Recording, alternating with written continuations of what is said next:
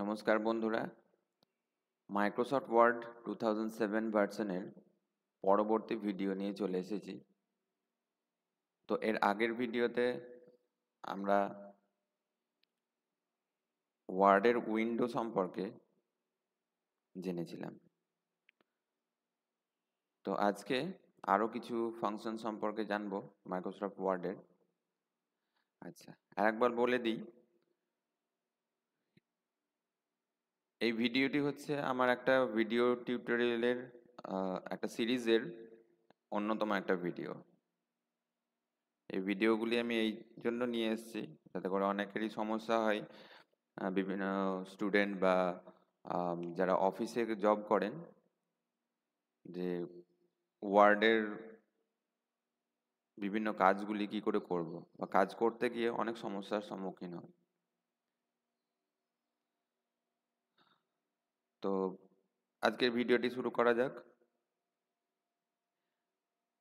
আজকে জানবো প্রথম যে ট্যাবটা আছে, হোম ট্যাব, এটা সম্পর্কে। এই হোম ট্যাবে প্রথমেই আছে ক্লিপবোর্ড গ্রুপ। ক্লিপবোর্ড গ্রুপের মধ্যে কয়েকটি বাটন দেওয়া আছে: কাট, কপি, পেস্ট, ফরম্যাট পেন্টার ইত্যাদি। তো কাট এবং কপি এই দুটির কাজ হচ্ছে, ধরো ডকুমেন্টে কোনো টেক্সট অথবা কোনো ইমেজ আছে, সেটাকে আমি আরেকবার দেখতে চাইছি বা লেখাটা আরেকবার লিখতে চাইছি। তো একই জিনিস তো বারবার লেখার কোনো মানে হয় না। এখানে আমি সেই লেখাটাকে কপি করে নিতে পারি, অথবা একই ছবি বারবার দেখতে চাইছি, সেক্ষেত্রে ছবিটাকে বারবার কপি করে নিতে পারি। তাহলে আমাদের কাজটা সহজ হয়ে যাবে। আচ্ছা, তো দেখা যাক কিভাবে সেটা হবে। ডকুমেন্টে প্রথমে কিছু একটা টাইপ করব। আচ্ছা, পেজটাকে একটু জুম করে নিই। আগের দিন দেখেছিলাম জুম করার জন্য একদম নিচের দিকে, মানে স্ট্যাটাস বারে দুটো বাটন দেওয়া আছে, জুম ইন আর জুম আউট। জুম ইনে ক্লিক করব। এবার যে লেখাটি আছে কম্পিউটার, কম্পিউটার লেখাটিকে সিলেক্ট করব। সিলেক্ট করার জন্য মাউস পয়েন্টার ইউজ করব এবং লেখার প্রথম থেকে ক্লিক করে একদম শেষ পর্যন্ত টানবো, তাহলে সিলেক্ট হয়ে যাবে। এরপর হোম ট্যাবের মধ্যে ক্লিপবোর্ড গ্রুপ আছে, এখানে কাট এবং কপি দুটি বাটন দেওয়া আছে। তো কপি বাটনের কাজটা আগে দেখে নেব। কপিতে ক্লিক করলাম, এখানে কিন্তু কিছুই হলো না এফেক্ট। এবার বাইরে ক্লিক করলাম, এবার ক্লিপবোর্ড গ্রুপ থেকেই পেস্ট বাটনে ক্লিক করলাম, তাহলে দেখো কম্পিউটার লেখাটি আবার চলে এলো। যতবার পেস্ট বাটনে ক্লিক করব কম্পিউটার লেখাটি ততবার চলে আসবে। আচ্ছা, এরপরে আছে কাট বাটন। তো আর একটা কিছু লিখছি,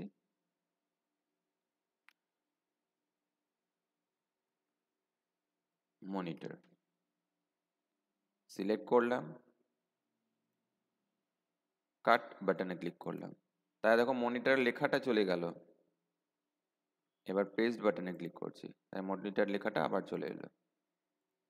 তাহলে কাট এবং কপি দুটোর ক্ষেত্রেই কি হচ্ছে, প্রথমে যে লেখাটি সিলেক্ট করে রেখেছি সেই লেখাটি ক্লিপবোর্ড নামে একটা মেমোরির মধ্যে কপি হয়ে যাচ্ছে। এবার যখন আমি পেস্ট বাটনে ক্লিক করছি তখন সেই কপি হয়ে থাকা লেখাটি আবার আমাদের ডকুমেন্টে চলে আসছে। এবার কাট আর কপির মধ্যে তফাৎ কি, যখন আমরা কাট করছি তখন সিলেক্টেড লেখাটি প্রথমে তো মেমোরিতে বা ক্লিপবোর্ডে কপি হয়ে যাচ্ছে, তারপর ডকুমেন্ট থেকে ডিলিট হয়ে যাচ্ছে। এরপর যখন আমি পেস্ট করছি সেটা ক্লিপবোর্ড থেকে আবার আমাদের ডকুমেন্টে চলে আসছে।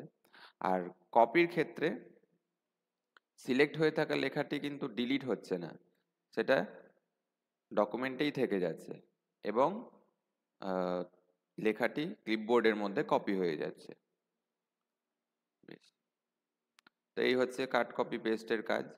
এখানে আরেকটি বাটন আছে ফরম্যাট পেন্টার। এই ফরম্যাট পেন্টার বাটনের কাজ হচ্ছে, যদি আমি কোনো লেখার ফরম্যাটকে কপি করতে চাই তখন এই টুলটি ব্যবহার হবে। তো এখনো পর্যন্ত ফরম্যাটিং এর কিছু করিনি, তাই এটা এখন দেখাবো না। ফরম্যাটিং এর কাজটি কমপ্লিট করার পর দেখাবো। বেশ, এরপরে আরেকটি গ্রুপ আছে ফন্ট গ্রুপ। ফন্ট অর্থাৎ লেখা, মানে যে লেখাটা লিখছি আমরা ডকুমেন্টে সেই লেখাটাকে বলা আছে ফন্ট।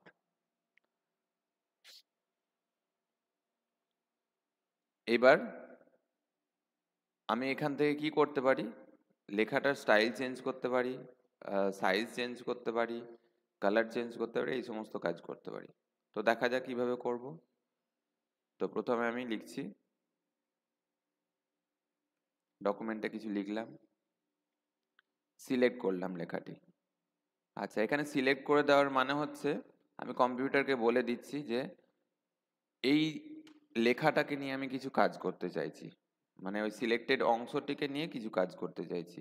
তো সিলেক্ট করলাম, এরপরে হোম ট্যাবের আন্ডারে ফন্ট গ্রুপের আন্ডারে এখানে আছে স্টাইল। এখানে বিভিন্ন রকম ফন্টের স্টাইল দেওয়া আছে। তো একটি স্টাইল এখান থেকে বেছে নেব।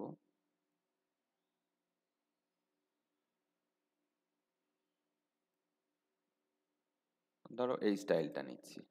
বেশ, লেখার সাইজটা অনেকটা ছোট লাগছে, তাই স্টাইলটা বুঝতেই পারা যাচ্ছে না। তো এবার কি করব, ওই ফন্ট গ্রুপের মধ্যে এই যে 11 লেখা আছে এই লিস্টের এই অ্যারোতে ক্লিক করব, তাহলে একটা লিস্ট বেরিয়ে আসবে। এখান থেকে একটু বড় সাইজ চুজ করব, 72 নিলাম।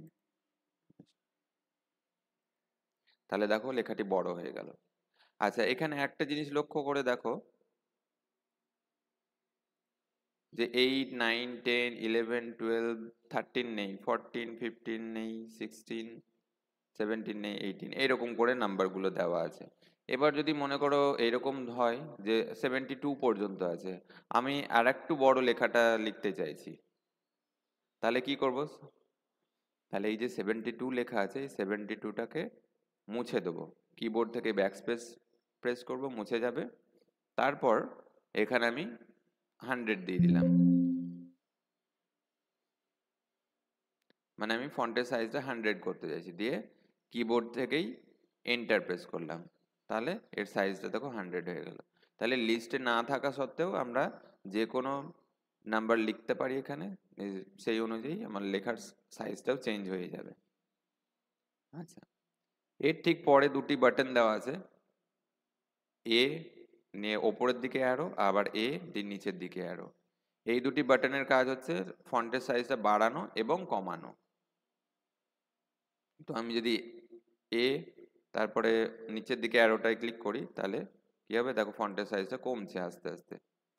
আর এ নিয়ে উপর দিকে অ্যারো এটাই যদি ক্লিক করি, তাহলে ফন্টের সাইজটা আস্তে আস্তে বাড়বে। আচ্ছা,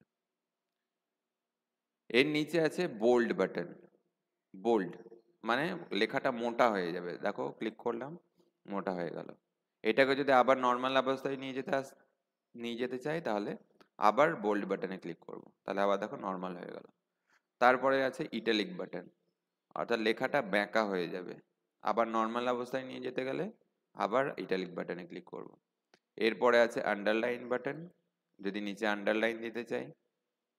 আন্ডারলাইনটা যদি আবার না চাই, তাহলে আন্ডারলাইনে আবার ক্লিক করব। আচ্ছা, এই আন্ডারলাইনের বাটনের পাশে আর একটা অ্যারো দেওয়া আছে, এই অ্যারোটায় ক্লিক করলে আন্ডারলাইনের বিভিন্ন স্টাইল দেওয়া আছে, এই স্টাইলগুলো আমরা অ্যাপ্লাই করতে পারি। নেক্সট হচ্ছে স্ট্রাইক থ্রু, অর্থাৎ একটা কাটা দাগ। এটা যদি দিই একটা কাটা দাগ পড়বে। যেমন হয়তো তোমরা দেখে থাকবে, কোথাও হয়তো আমরা কিছু কিনতে গেলাম, সেখানে কোনো একটা প্রোডাক্টের দাম লেখা আছে ₹1000। আচ্ছা, লেখার স্টাইলটা একটু চেঞ্জ করি, বোঝা যাচ্ছে না ঠিক। ₹1000 এরকম লেখা আছে, পাশে লেখা আছে 900।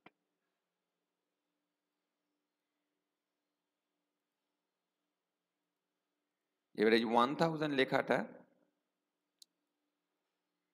এরকম ভাবে কেটে দেওয়া আছে, মানে এটা বোঝাচ্ছে যে প্রোডাক্টটির প্রাইস আগে 1000 টাকা ছিল, এখন সেটা 900 টাকা।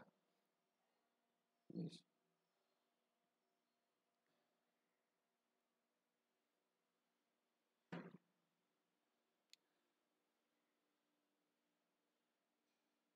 এরপরে পরিবর্তন করব লেখাটির কালার।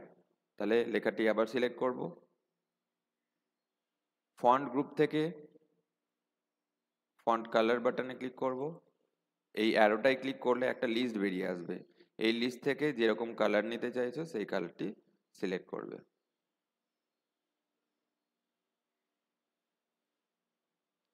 আচ্ছা, এর ঠিক পাশে আছে টেক্সট হাইলাইট কালার, অর্থাৎ লেখার ব্যাকগ্রাউন্ডে যদি কিছু কালার দিতে চাও। এটা ঠিক আমরা সেই কোনো একটা কাগজে যখন হাইলাইটার ইউজ করি, নিয়ে তারপরে লেখাটা কালার হয়ে যায়, মানে ওই দিকে আমাদের চোখ যায় যাতে, সেই জন্য আমরা করে থাকি। তো ঠিক হাইলাইটার ইউজের মতোই টেক্সট হাইলাইটে ক্লিক করলাম, এখানে বিভিন্ন কালার আছে, যে কালারটা দরকার সেই কালারটা চুজ করবে।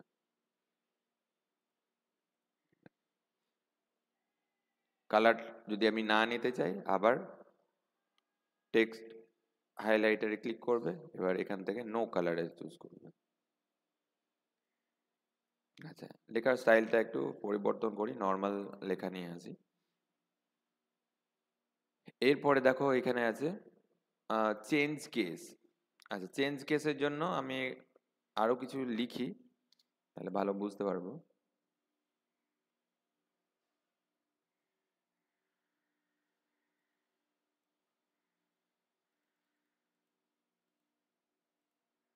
কম্পিউটার সায়েন্স এটা লেখা আছে, সিলেক্ট করলাম, চেঞ্জ কেস বাটনে ক্লিক করলাম, এর মধ্যে এই কটা অপশন আছে। সেন্টেন্স কেস, এটার ক্ষেত্রে কি হবে, যে সেন্টেন্সটা আছে সেন্টেন্সের প্রথম লেটারটা ক্যাপিটালে হয়ে যাবে আর বাকিগুলো স্মল লেটার হয়ে যাবে। নেক্সট, লোয়ার কেস, সবগুলোই লোয়ার কেস, অর্থাৎ ছোট হাতের দেখাবে সব লেখাগুলো, অক্ষরগুলো। আর তারপরে যে আপার কেস, সব অক্ষরগুলো বড় হাতের হয়ে যাবে। ক্যাপিটালাইজ ইচ ওয়ার্ড, অর্থাৎ একটি সেন্টেন্সের বা যে সিলেক্টেড অংশটি আছে তার মধ্যে অবস্থিত প্রত্যেকটি ওয়ার্ডের ফার্স্ট লেটারটা ক্যাপিটালে হয়ে যাবে। যেমন এখানে কম্পিউটারের সি ক্যাপিটাল হয়ে গেল, সায়েন্সের এস ক্যাপিটালে হয়ে গেল, ইত্যাদি। এরপরে হচ্ছে টোগল কেস, মানে আগেরটা ঠিক উল্টোটা, মানে প্রথমটা স্মলে হবে, তারপরে এগুলো ক্যাপিটালে হবে ওয়ার্ডের। আচ্ছা, নর্মাল জায়গায় ফিরে যাই বা ক্যাপিটালাইজ ইচ ওয়ার্ডে ফিরে যাই।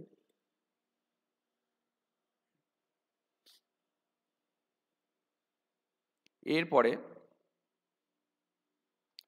আচ্ছা, তো আমরা অনেক সময় লিখি যে কোনো একটা কেমিক্যালের যে সংকেত, যেমন ধরো H2O এরকম লিখতে চাইছি। তো টুটা কি হয়, টুটা এরকম ভাবে লেখা থাকে বইয়ে, টুটা নিচের দিকে থাকে, তাই সেটা কি করে করব, সিলেক্ট করলাম লেখাটিকে, হোম ট্যাবের মধ্যে ফন্ট গ্রুপ আছে, ফন্ট গ্রুপের মধ্যে এই যে বাটনটা দেখছো এটা বলা হচ্ছে সাবস্ক্রিপ্ট বাটন, এটাই ক্লিক করব। তাহলে দেখো লেখাটা নিচের দিকে নেমে গেল। আবার আরেকটা কাজ করতে পারি আমরা, ধর এরকম আছে a+b এর হোল স্কোয়ার এরকম লিখতে চাইছি, তাহলে স্কোয়ারটা তো উপরের দিকে থাকবে, মানে টুটা উপরের দিকে থাকবে, তা সিলেক্ট করলাম, এটা হচ্ছে সুপারস্ক্রিপ্ট বাটন, সুপারস্ক্রিপ্ট বাটনে ক্লিক করলাম, তাহলে লেখাটা দেখো উপরের দিকে চলে এলো। ব্যাস। নেক্সট হচ্ছে এখান থেকে একটা বাটন যেটা শেষ থেকে গেল, ক্লিয়ার ফরম্যাটিং। এর মাধ্যমে ফরম্যাটিংটা ক্লিয়ার হয়, অর্থাৎ প্রথম অবস্থায় যেরকম ছিল লেখার স্টাইল, সেই স্টাইলে আমি পৌঁছে যাব। দেখো কিরকম ভাবে, সিলেক্ট করলাম, ফন্টে ক্লিক, ফন্ট গ্রুপ থেকে ক্লিয়ার ফরম্যাটিং বাটনে ক্লিক করলাম, তাহলে দেখো প্রথম অবস্থায় লেখাটা যেরকম ছিল ব্ল্যাক কালারের, এবং ফন্টের স্টাইল যেটা ছিল ক্যালিব্রি, আর ফন্টের সাইজ যেটা ছিল 11, ওইটাই হয়ে গেল। তারপরে এই যে সুপার স্ক্রিপ্ট যেটা অ্যাপ্লাই করেছিলাম সেটাও নর্মাল হয়ে গেছে, বা কালার যেটা ইউজ করেছিলাম ব্লু কালার, সেটাও আর নেই। তাহলে ফরম্যাটিংটা একদম নর্মাল ফরম্যাটিং করার জন্য ক্লিয়ার ফরম্যাটিংটাই আমরা ক্লিক করব।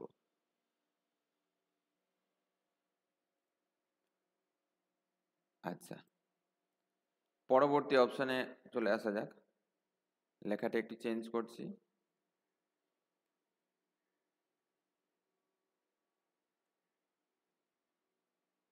সাইজটা একটু বড় করে দিই,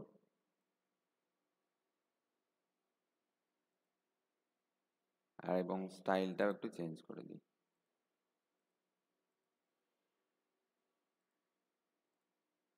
আচ্ছা, এরপরে আছে প্যারাগ্রাফ গ্রুপ। প্যারাগ্রাফ গ্রুপে কিছু টুল দেওয়া আছে। যেমন নিচের দিকে দেখো, এটা হচ্ছে লেফট, অ্যালাইন লেফট। অ্যালাইন অর্থাৎ লেখার পজিশনটা। লেখাটি যেমন এখন পেজের ঠিক বাম দিকে দেখাচ্ছে, আমি চাইলে লেখাটিকে মিডলে এবং রাইটে নিয়ে আসতে পারি। আচ্ছা, তো দেখা যাক সেটা কি করে হবে। প্রথমে লেখাটি সিলেক্ট করব, অথবা লেখার উপর যে কোনো জায়গায় কার্সার রাখবো। প্যারাগ্রাফ গ্রুপের মধ্যে এখানে দেখো এখন লেফট অ্যালাইনটা সিলেক্ট হয়েই আছে, অর্থাৎ লেখাটি লেফট সাইডেই আছে। এবার সেন্টারে যদি আমি ক্লিক করি, লেখাটি মাঝামাঝি জায়গায় চলে আসবে।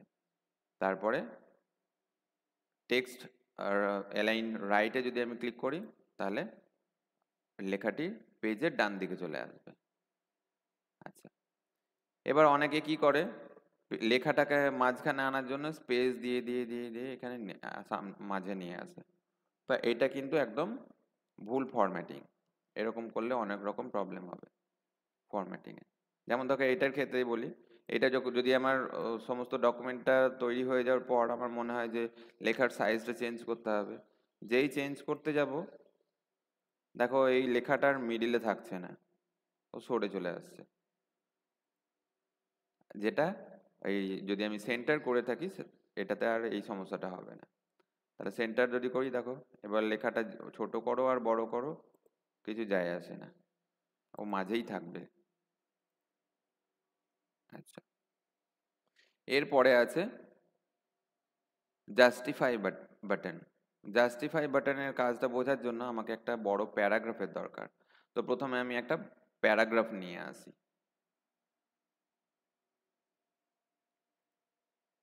তো আমার কাছে একটা প্যারাগ্রাফ তৈরি হয়েই ছিল, সেই প্যারাগ্রাফটা আমি কপি করে রেখেই দিয়েছিলাম। তো আমি প্যারাগ্রাফটা এবার এখানেই শুধু ইনসার্ট করব। তাহলে প্রথমে অ্যালাইনমেন্টটা লেফটে করি, এরপর পেস্ট করব। পেস্ট বাটনে ক্লিক করলাম, তাহলে পেস্ট হয়ে গেল। আচ্ছা, লেখাটা একটু ছোট সাইজের করি, নাহলে বুঝতে পারবো না। সিলেক্ট করলাম,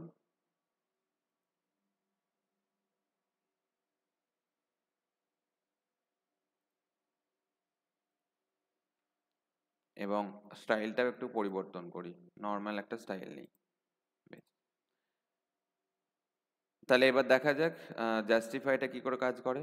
আহ, তার আগে প্রথমে আমি লেখাটিকে সিলেক্ট করে নেবো, গোটাটাই, গোটা প্যারাগ্রাফটি সিলেক্ট করলাম। এবার প্যারাগ্রাফ গ্রুপের মধ্যে প্রথম সেন্টার বাটন আছে, এটাই ক্লিক করলে এটা কিরকম, মানে লেখাটা কিরকম লাগে দেখো। তাহলে সবগুলো লাইন মিডিলে চলে এসেছে।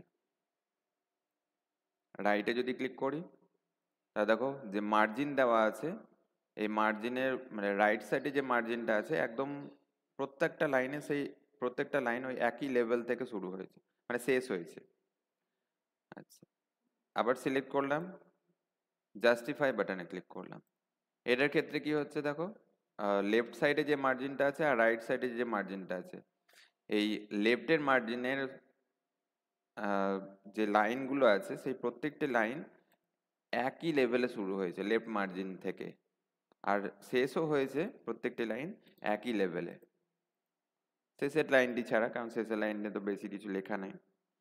তাহলে এই যে এরকম করে লেখার জন্য যে মার্জিন অনুযায়ী লেখাটিকে দেখানোর জন্য, মানে একই লেভেলে দেখানোর জন্য জাস্টিফাই বাটনটি ব্যবহার হয়। দেখো এইটাই যদি আমি লেফট করতাম তাহলে এরকম লাগতো, যেখানে লেফট সাইডে তো ঠিক আছে একই লেভেলে শুরু হচ্ছে, রাইট সাইডে একই লেভেলে শেষ হচ্ছে না। এটা দেখতে অতটা ভালো লাগছে না, অ্যাট্রাকটিভ লাগছে না। বই টয়ে দেখবে যে এরকম জাস্টিফাই করা থাকে, যেখানে একই লেভেল থেকে শুরু হয়, মার্জিন থেকে শুরু হয়, এবং যেখানে মার্জিন শেষ হয়েছে লেখাটিও সেখানে শেষ হয়েছে, এরকম ভাবেই দেখায়। এটা দেখতে বেশি ভালো লাগে। আচ্ছা, এর পরে যে বাটনটি দেওয়া আছে এটা হচ্ছে লাইন স্পেসিং বাটন। ক্লিক করলাম, তো এখানে দেখুন বিভিন্ন রকমের নাম্বার বা ভ্যালু দেওয়া আছে।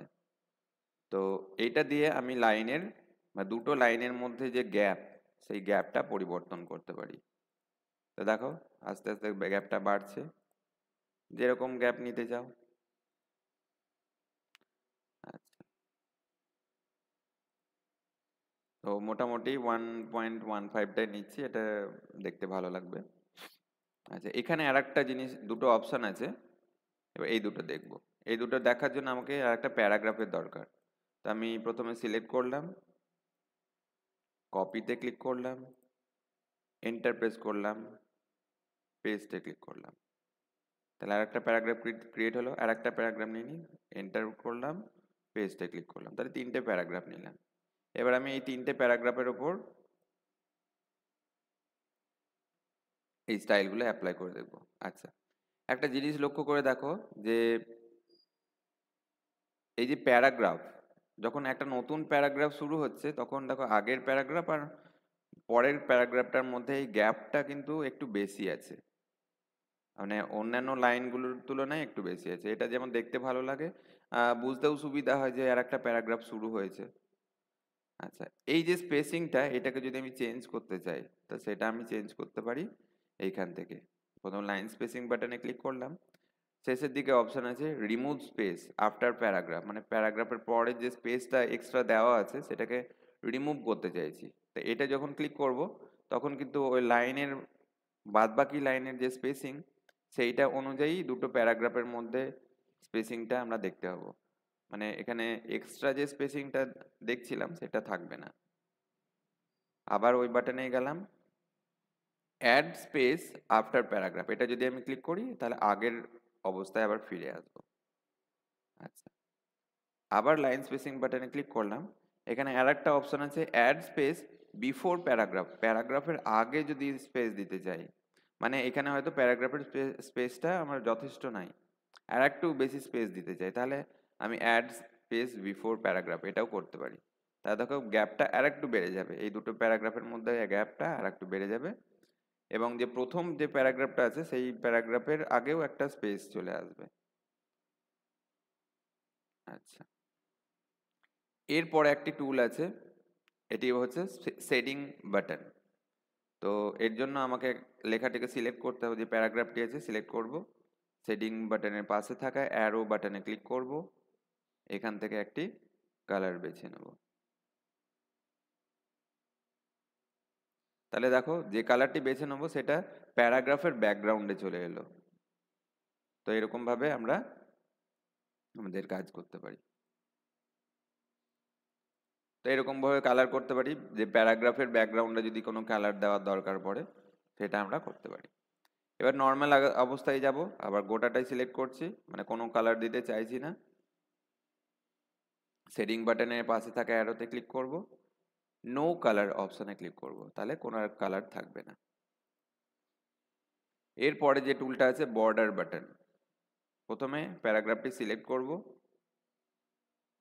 বর্ডার বাটনের পাশে থাকা অ্যারোতে ক্লিক করব, এবার এখান থেকে আউটসাইড বর্ডার্স এটা চুজ করব। তাহলে দেখো প্যারাগ্রাফের চারিপাশে বর্ডার চলে এসেছে। আচ্ছা, যদি বর্ডারটি দরকার না থাকে আবার সিলেক্ট করব প্যারাগ্রাফটি নিয়ে, নো বর্ডার্স এ ক্লিক করব। আচ্ছা, তো এখানে লিস্টে দেখো বিভিন্ন রকম বর্ডার স্টাইল দেওয়া আছে, তোমাদের প্রয়োজন অনুযায়ী তোমরা বর্ডার স্টাইলটা চুজ করতে পারো। প্রথমে দেওয়া আছে বটম বর্ডার, অর্থাৎ যেটা যে প্যারাগ্রাফটা সিলেক্ট করেছো তার নিচের দিকে বর্ডার আসবে। এরপরে আছে টপ বর্ডার, প্যারাগ্রাফটির ওপরে বর্ডার আসবে। এরপর আছে লেফট বর্ডার, প্যারাগ্রাফটির লেফট সাইডে বর্ডার আসবে।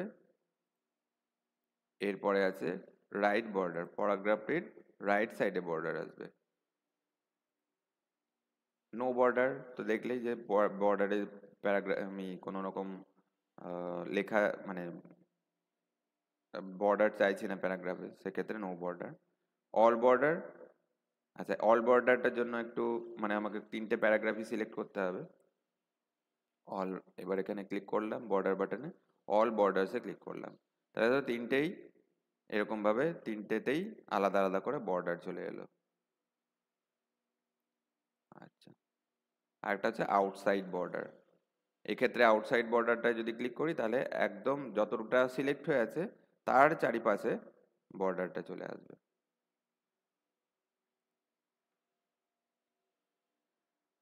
তো এরকম কিছু স্টাইল দেওয়া আছে, আরো বেশ কিছু স্টাইল দেওয়া আছে, সেগুলি আহ, খুব একটা দরকার পড়ে না, তবে যাদের কম্পিউটার আছে তারা একবার দেখে নিতে পারো কোনটায় কি কাজ হচ্ছে। বেশ, এখানে আর একটা কথা বলে রাখি, যেমন ধরো এই বর্ডারগুলো দেখলাম, বর্ডারগুলো সবই তো ব্ল্যাক কালারের ছিল। তা আমার যদি মনে হয় যে না কালারটা চেঞ্জ করব, রেড কালারের বর্ডার দেবো, তাহলে কি করব? তাহলে দেখো লেখাটি সিলেক্ট করলাম, এই বর্ডার বাটনে ক্লিক করলাম, এবার বর্ডার্স অ্যান্ড শেডিং এই অপশনে ক্লিক করলাম। এখানে যদি ক্লিক করো তাহলে বর্ডার সম্পর্কিত আরো অনেক রকম সেটিংস তোমরা দেখতে হবে। যেমন দেখো এখানে যদি বর্ডার স্টাইলটা এই যে ডট ডট স্টাইল যদি দিতে চাও সেটাও করতে পারো, যেমন আমি এটা নিলাম। কালার যদি চেঞ্জ করতে চাও সেটাও করতে পারো, কালার চেঞ্জ করলাম, রেড নিলাম। বর্ডারের সাইজটা যদি চেঞ্জ করতে চাও, উইডথটা চেঞ্জ করতে চাও, তাহলে এখান থেকে চেঞ্জ করতে পারো, নিয়ে সবশেষে ওকেতে ক্লিক করে দেবে। তা দেখো ওই বর্ডারটা অ্যাপ্লাই হয়ে গেল। তাহলে বর্ডারটা আমরা নিজেদের মতন করে কাস্টমাইজ করতে পারি। আচ্ছা, তাহলে আবার নর্মাল জায়গায় যাব, সিলেক্ট করলাম, বর্ডার বাটনে ক্লিক করলাম, নো বর্ডারসে ক্লিক করলাম, ব্যাস আবার নর্মাল জায়গায় চলে এলাম। এবার পরবর্তী অপশনে যাই। তার জন্য এই লেখাটির আমার দরকার নেই, আমি এই লেখাটিকে মুছে দেব। তো সিলেক্ট অল করব, কিবোর্ড থেকে আমরা কন্ট্রোল এ প্রেস করতে পারি সবগুলোকে সিলেক্ট করার জন্য। এরপর ব্যাকস্পেস দিয়ে ডিলিট করে দিলাম। প্যারাগ্রাফ গ্রুপে একদম প্রথম যে বাটনটি দেওয়া আছে এটা হচ্ছে বুলেটস বাটন। বুলেটস বাটনের পাশে অ্যারোতে যখন ক্লিক করবে এরকম একটা অপশন আসবে। আচ্ছা, এইটি বাটনটি কখন ইউজ হয় বা এই অপশনটি কখন ইউজ হয়?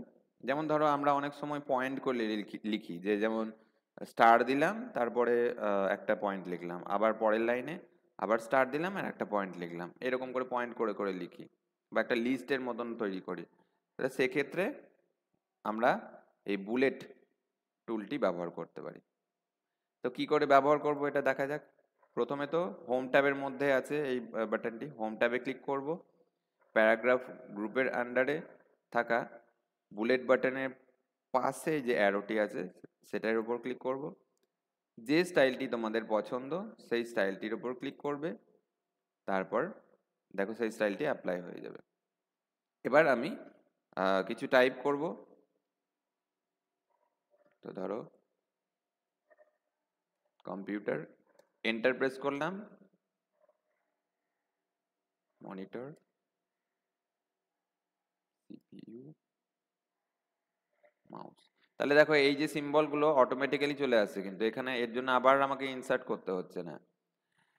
তাহলে এই হচ্ছে বর্ডার বাটন। এবার হয়তো আমি এই লিস্টটাকে আর বাড়াতে চাইছি না এবং এই যে শেষ যে সিম্বলটা এলো সেটা আমি চাইছি না। তাহলে কি করব, এই ফাঁকা জায়গায় ফাঁকা অবস্থায় থাকবে, মানে এখানে কিছু না লেখা অবস্থায় যদি আমি আবার এন্টার প্রেস করি তাহলে ওই সিম্বলটা চলে যাবে, এবার আমি নর্মাল টাইপ করতে পারবো। আচ্ছা, এবার সবগুলো টাইপ হয়ে যাওয়ার পর মনে হলো যে না এই স্টাইলগুলো আমার পছন্দ হচ্ছে না, তাহলে আমি যে কোনো সময় স্টাইলটা চেঞ্জ করতে পারি। তাহলে কি করে চেঞ্জ করব, সিলেক্ট করব, আবার ওই বর্ডার বুলেটস বাটনের পাশে অ্যারোতে ক্লিক করব, এখানে যে স্টাইলটি চাইছো সেই স্টাইলটির উপর ক্লিক করবে, তাহলে সেই স্টাইলটি অ্যাপ্লাই হয়ে যাবে। আচ্ছা, এটা মুছে দিলাম। এর পাশে আছে নাম্বারিং বাটন। নাম্বারিং বাটনের পাশে যে অ্যারোটায় ক্লিক করবে আছে, অ্যারোটায় ক্লিক করলে আহ, একটা লিস্ট চলে আসবে। এই লিস্টে বিভিন্ন রকমের নাম্বারিং স্টাইল দেওয়া আছে। এটা ঠিক আমরা পয়েন্ট করে লেখার সময় যেমন 1 এটা 2 এটা এরকম করে লিখি অনেক সময়, তো সেরকম ধরনের যদি পয়েন্ট দরকার হয়, নাম্বার দেওয়া পয়েন্ট বা ABCD এরকম পয়েন্টের দরকার হয়, তখন আমরা এটা ব্যবহার করতে পারি। তো ধরো এটাই ক্লিক করলাম 1 2 3, তাহলে এরকম পয়েন্ট চলে এলো। 1 নম্বর পয়েন্টে আমি কিছু লিখলাম, যে এন্টার প্রেস করবো 2 নম্বর পয়েন্টটা অটোমেটিক্যালি চলে আসবে। আবার এন্টার প্রেস করলাম, 3 নম্বর পয়েন্টটা অটোমেটিক্যালি চলে এলো। আবার 4 নম্বর পয়েন্টটা অটোমেটিক্যালি চলে এলো। আর হয়তো পয়েন্ট চাইছি না, তাহলে আর একবার এন্টার প্রেস করবো, তাহলে পয়েন্টটি চলে যাবে। বেশ, এটি মুছে দিচ্ছি। এর ঠিক পাশে আছে multi level list. Multi level list বাটনে ক্লিক করলে আর এখানেও কিছু অপশন পেয়ে যাব আমরা। আচ্ছা, তো যে কোনো একটি অপশন নিলাম, এটার উপর ক্লিক করলাম, দেখো লিস্ট চলে এলো। মাল্টিপল লেভেল লিস্ট মানে হচ্ছে যদি আমি একটা লিস্টের আন্ডারে আর একটা লিস্ট বানাতে চাই, তাহলে সেই জিনিসটাকে বলা হচ্ছে মাল্টি লেভেল লিস্ট। যেমন ধরো ওয়ার্ল্ড, এন্টার। এবার আমি ওয়ার্ল্ডের আন্ডারে দুটো মহাদেশকে রাখতে চাইছি, তাহলে কি করব? এই অবস্থায়, আমি এখন যে অবস্থায় আছি এই অবস্থায় কিবোর্ডে থাকা ট্যাব, কিবোর্ডে দেখবে যে বাম দিকে ট্যাব কি আছে, ট্যাব কিটা প্রেস করবে একবার, তাহলে এ হয়ে গেল। এবার এশিয়া, আচ্ছা, তারপরে হয়তো আফ্রিকা,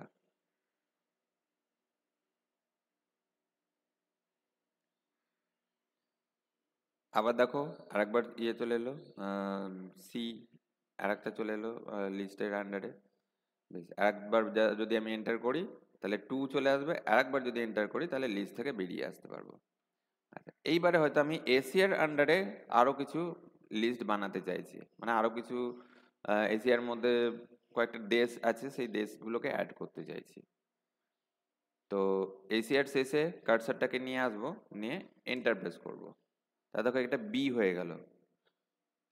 এবার এর আন্ডারে কিছু লিখতে চাইছি বা এশিয়ার আন্ডারে কিছু লিখতে চাইছি, তো এই অবস্থায় আমি কিবোর্ডে থাকা ট্যাব কিটি প্রেস করব, যেটি কিবোর্ডের বাম দিকে আছে। ট্যাব প্রেস করলাম, তাই দেখো আই হয়ে গেল,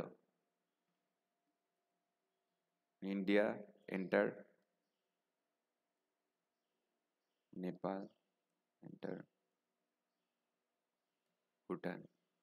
তো দেখো এরকম করে আর একটা লিস্ট হয়ে গেল। আবার হয়তো ইন্ডিয়ার আন্ডারে কিছু লিখতে চাইছি, ইন্ডিয়ার পাশে নিয়ে গেলাম কার্সারটা, এন্টার প্রেস করলাম, কিবোর্ড থেকে ট্যাব প্রেস করলাম, এবার ইন্ডিয়ার আন্ডারে হয়তো ওয়েস্ট বেঙ্গল,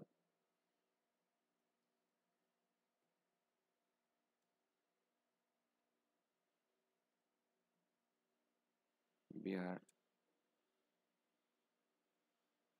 ইউপি। তো এরকম করে আমরা যত খুশি তত লিস্টটা বাড়াতে পারি, মানে একটা লিস্টের ভেতরে আর একটা লিস্ট আমরা নিয়ে আসতে পারি।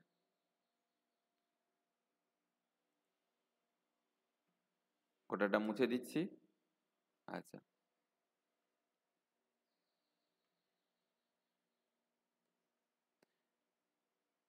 এরপরে এই বাটনগুলি খুব একটা দরকার পড়ে না, তো তাও একবার দেখিয়ে দিই। তো যেমন এটা এই দুটাকে বলা হয় ইনডেন্ট বাটন। একটা হচ্ছে ডিক্রিজ ইনডেন্ট, একটা ইনক্রিজ ইনডেন্ট। তো দেখো এখন এইখানে কম্পিউটার লেখাটার আগে আমি কার্সারটা নিয়ে এলাম, ইনডেন্ট বাটনে ক্লিক করছি, মানে ইনক্রিজ ইনডেন্ট বাটনে ক্লিক করছি।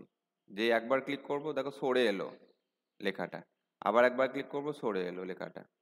মানে এখানে কি হচ্ছে যে লেখাটাকে আমি একটু সরিয়ে নিয়ে যেতে পারি। এবার এইখানে আমি হয়তো একই এই লেভেলেই সবগুলো লেখা লিখতে চাই, তখন ইনডেন্ট বাটনটা ইউজ করব। এবার দেখো আবার যদি এন্টার প্রেস করি তাহলে ওই কম্পিউটার যে লেভেলে আছে সেই লেভেলেই কিন্তু লেখাটা হচ্ছে। আবার দেখো এন্টার প্রেস করলাম, আবার একই লেভেলে হচ্ছে লেখাটা। তো এর জন্যই ইনডেন্ট বাটনটা ব্যবহার হয়। তো যেরকম ইনক্রিজ করলাম ইনডেন্টটা, এবার ডিক্রিজ করে দেখব, তাহলে এটা হচ্ছে ডিক্রিজ ইনডেন্ট বাটন, ক্লিক করলাম, আর একবার ক্লিক করলাম, তার নর্মাল পজিশনে চলে এলো। আচ্ছা, এর ঠিক পরে আছে এইটা, এটা হচ্ছে শো অর হাইড। এই যে একটা সিম্বল আছে, এই সিম্বলটা দেখাবে বা বিভিন্ন জায়গায় বিভিন্ন রকম সিম্বল দেখাবে। তো এটার কাজ কিছুই নয় সেরকম। তো যখন দেখো ক্লিক করে দেখি, যেই ক্লিক করলাম এরকম দেখাচ্ছে, কম্পিউটার লেখার পর ওই সিম্বলটা এলো। স্পেস দিলাম, স্পেস দিলে পরে স্পেস আসছে না, ডট চলে আসছে। আবার এন্টার প্রেস করলে পরবর্তী লাইনেও আবার ওই সিম্বলটি চলে আসছে।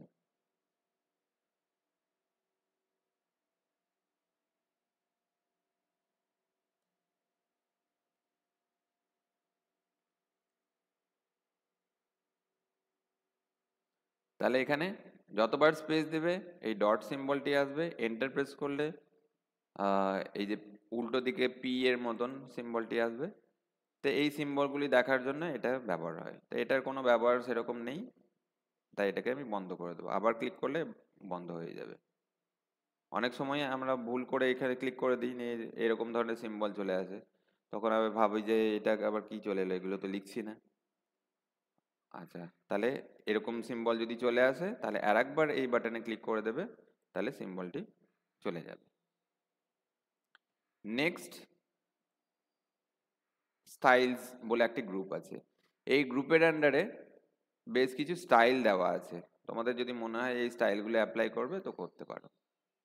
আচ্ছা, এই স্টাইলগুলি ছাড়াও আরো বেশ কিছু স্টাইল আছে, যেমন এই যে বাটনটা দেওয়া আছে এই বাটনটায় ক্লিক করবে, নিচের বাটনে। এবার যে স্টাইলটা তোমাদের পছন্দ সেই স্টাইলে ক্লিক করে দেবে, তাহলে সেই স্টাইলটি অ্যাপ্লাই হয়ে যাবে। এটি আর কিছুই নয়, হয়তো আমাদের খুব তাড়া আছে, হয়তো কোনো একটা কাজ তাড়াতাড়ি করতে হবে, তো এখানে বেশ কিছু স্টাইল আগে থেকে তৈরি করা আছে, সেই স্টাইলগুলো অ্যাপ্লাই করে দিলাম। মানে আমি নিজে থেকে এখান থেকে কোনো রকম স্টাইল বানালাম না, তার বদলে এখান থেকে স্টাইল চুজ করে নিই। তো সেটা আমরা করতে পারি। এরপরে এডিটিং গ্রুপের আন্ডারে আরো দুটো বাটন দেওয়া আছে, ফাইন্ড আর রিপ্লেস, এই দুটো বাটনের কাজ দেখব। আচ্ছা, এর জন্য আমাকে বড় একটি প্যারাগ্রাফ দরকার। তো যে প্যারাগ্রাফটা আগে কপি করে রেখেছিলাম সেটাই আমি নিয়ে চলে এলাম, পেস্ট করলাম। ফাইন্ড আর রিপ্লেস, ফাইন্ড এর কাজ হচ্ছে আমি যদি একটা বড় ডকুমেন্ট আছে সেখানে কিছু একটা লেখাকে খুঁজে পেতে চাইছি, তো আমি কার্সারটি ডকুমেন্টের শুরুতে রাখবো এবং এখান থেকে ফাইন্ড অপশনে ক্লিক করব। এবার যে লেখাটি খুঁজতে চাইছি সেই লেখাটি টাইপ করব, যেমন হয়তো অফ, ও এফ, অফ। এরপরে ফাইন্ড নেক্সটে ক্লিক করব, তাহলে যেখানে যেখানে অফ কথাটা দেখতে হবে সেখান থেকে সিলেক্ট করে দেবে। অফ, অফ, অফ, যতবার ফাইন্ড নেক্সটে ক্লিক করবে। আর অফটা নেই, তার জন্য আর কিছু দেখাচ্ছে না। এরপরে আছে রিপ্লেস। রিপ্লেস টুলের কাজ কোনো একটা লেখাকে রিপ্লেস করে দেওয়া। যেমন ধরো ওয়ার্ড, ফাইন্ড ওয়ার্ডে লিখলাম ওয়ার্ড, একে রিপ্লেস করে এক্সেল করতে চাইছি, EXCEL। এবার যদি রিপ্লেস অলে ক্লিক করে দিই, তা যত জায়গায় ওয়ার্ড লেখাটা পাবে সবাইকে রিপ্লেস করে এক্সেল করে দেবে। যেমন দেখো এখানে ওয়ার্ড লেখা ছিল, এটা এক্সেল করে দিল। তো এই কয়েকটা টুল আছে হোম ট্যাবের আন্ডারে। আশা করি সবাই বুঝতে পারলে। কোনো রকম কোনো সমস্যা হলে অবশ্যই কমেন্টে জানাবে। আর ভিডিও ডেসক্রিপশনটা ফলো করবে সব সময়, কারণ ভিডিও ডেসক্রিপশনে বিভিন্ন রকম লিঙ্ক আমি দিয়ে রাখবো যেগুলি তোমাদের কাজে লাগতে পারে। তো আজকের ভিডিও এই পর্যন্তই, ধন্যবাদ।